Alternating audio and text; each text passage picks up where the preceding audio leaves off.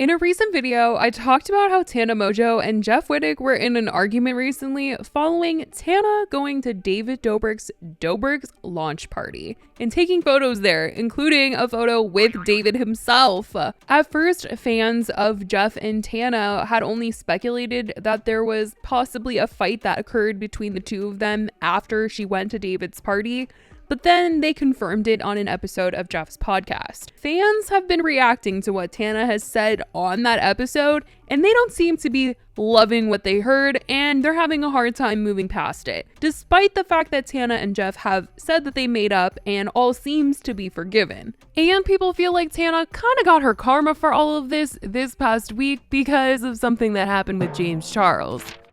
Now, before we get into anything, I want to let you guys know that today's video is sponsored by Upside. I've talked to you guys about Upside before, and it's honestly one of my favorite apps for cashback. It's for anyone who buys gas, groceries, or dines out. And who isn't doing one of those? I was getting some lunch and groceries this day that I went to the store and was also earning cash back thanks to Upside. And the day I went, it was 10% cash back, which is amazing. Way more cash back than a lot of credit cards. It might sound too good to be true even, but it really isn't. It's real cash back, no points or loyalty rewards here. Users get real cash and can cash out anytime, and you guys can see how much money I have earned after using this app. All you have to do to get started is download the free Upside app in the App Store or Google Play. You can use my promo code SPILLY and get $5 or more cash back on your first purchase of $10 or more. Next, you're going to claim an offer for whatever you're buying on Upside. You're going to check in at the business, pay as usual with a credit card, and get paid.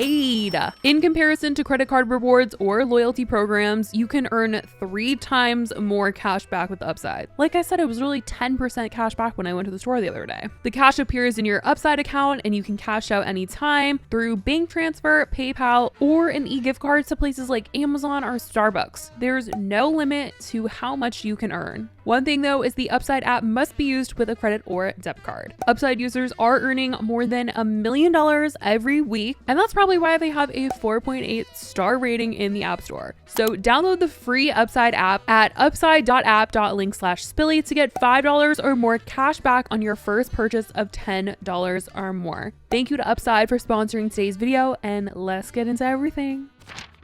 In the episode, Tana said a few things, and I did make a whole video talking about what they discussed on there, her reasonings for being there. She was talking about him the whole night, and Jeff was trying to explain to her why it really hurt his feelings, and Jeff was feeling like Tana was being used that night by David to get back at Jeff somehow, and like her presence being there to David was him winning against Jeff. Like at the end of the day, like, you know, I still have more clout than you. Tana Mongeau still wants to hang out with me even though she's besties with you type of deal.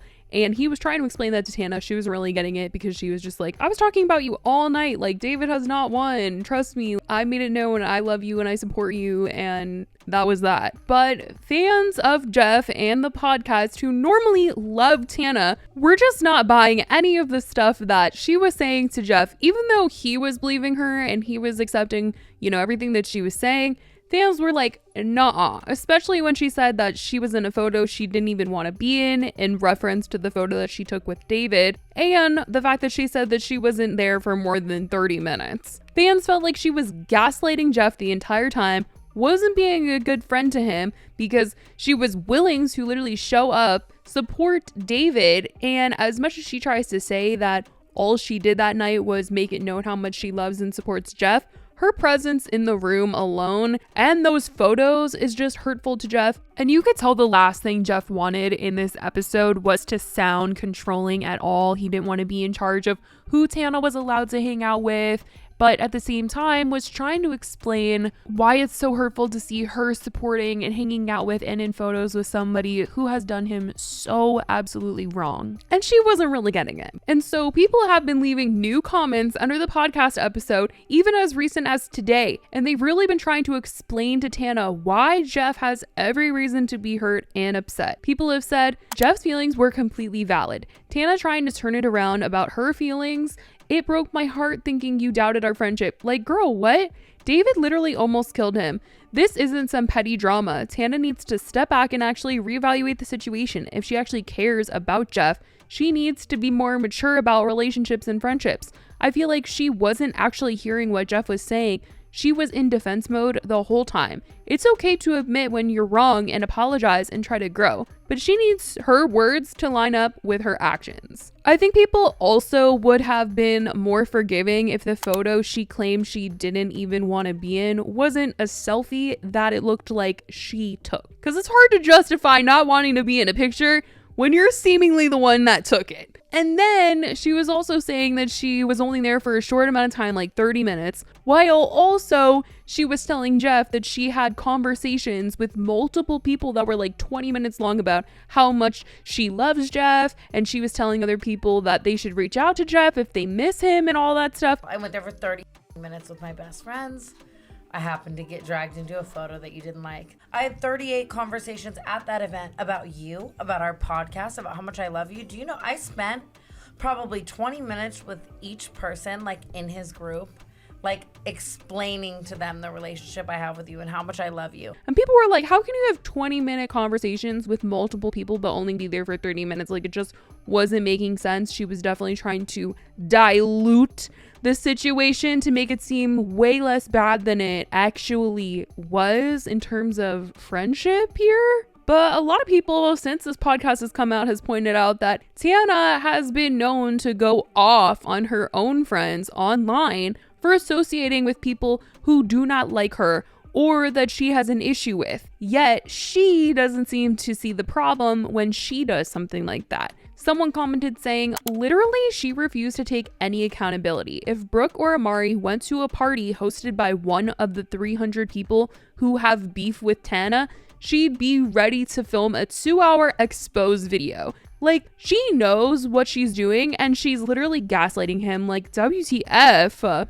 No, but this person has a really good point, because if you guys remember, there was like a lot of drama because a lot of Tana's friends were staying close friends with James Charles, and Tana has publicly said on a number of occasions that she does not like James Charles and she has talked bad about him a number of times. But the fact that her friends have stayed close with him and that they've hung out with him, she's called them out and she's made it known that she doesn't like that and it's uncomfortable. You guys, I told you guys I was at James's birthday. I don't know what more you want. He was at James's birthday. We don't know what more you want. Damn, I don't see y'all commenting on Mario's Traitor. Oh my god. And she was put in Jeff's shoes this weekend because James Charles had a Christmas party at his house and literally every single one of Tana's friends was in attendance. And James even posted a photo with Brooke and Amari on his Instagram feed. So she knows a little bit about how Jeff is feeling. Obviously, James hasn't personally hurt her in a negative way. She just doesn't like him because she doesn't support him and the things that he's been canceled for. But she has expressed that she doesn't really like that her friends are friends with James. And so she slightly knows what Jeff is talking about, but she refuses to acknowledge it. And that's what people are so upset about. But fans in the comment section of the podcast have said that Jeff does seem to have a lot of love and care for Tana, and he is being quite forgiving of her. And they hope that there isn't more of this kind of drama for them in the future, especially with her starting back up with her own podcast again. Tana and her friend Brooke had their own podcast called Canceled a while ago. She did it for almost a year before it abruptly came to an end. But this past week, they announced that it would actually be starting back up again soon. We were very, very sad when we had to put it on a pause, but we are stoked to announce this January, the goal is the beginning of this January, Canceled will be back and better than ever. Uncanceled. Oh, kind of a good name. Uncanceled is kind of genius. Whoa. We've missed it every single day. It's all we talk about. It's all we cry about. Like, it was our favorite thing to do, and we hated that we had to take a step back, but we are so excited to be back in the podcasting space and hopefully never leaving again. So yay!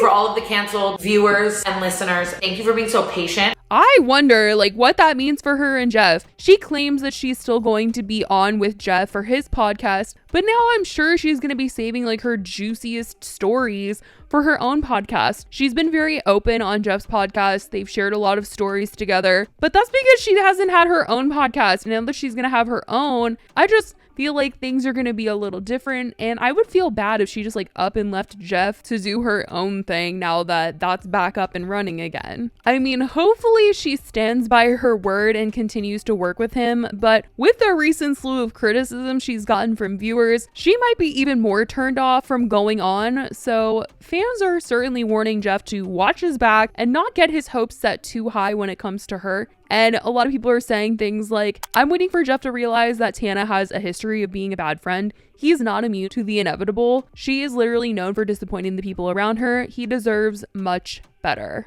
People have just seen Jeff go through so much in the last couple of years, and a lot of his fans are really protective over him because they don't want to see him get more hurt than he already has been from people not only in the industry, but people that are in the industry that he was once really close with and thought that their friendship went beyond just an influencer friendship or an industry friendship, and they don't want to see him get even more hurt by people in the future. They're really rooting for him to not surround himself with toxic people who only have their best interests in mind. So hopefully things stay civil with these two despite the things coming up for Tana, and hopefully she won't hurt Jeff's feelings anymore as well. I certainly want to know what you guys think about all of this and all that people have continued to say since this podcast came out and since all this drama happened, and the fact that Tana's podcast is set to return sometime soon. Do you guys think that's going to change the dynamic between her and Jeff? Let me know your thoughts in the comments below. I love you guys so much, and I will talk to you in the next video. Bye guys.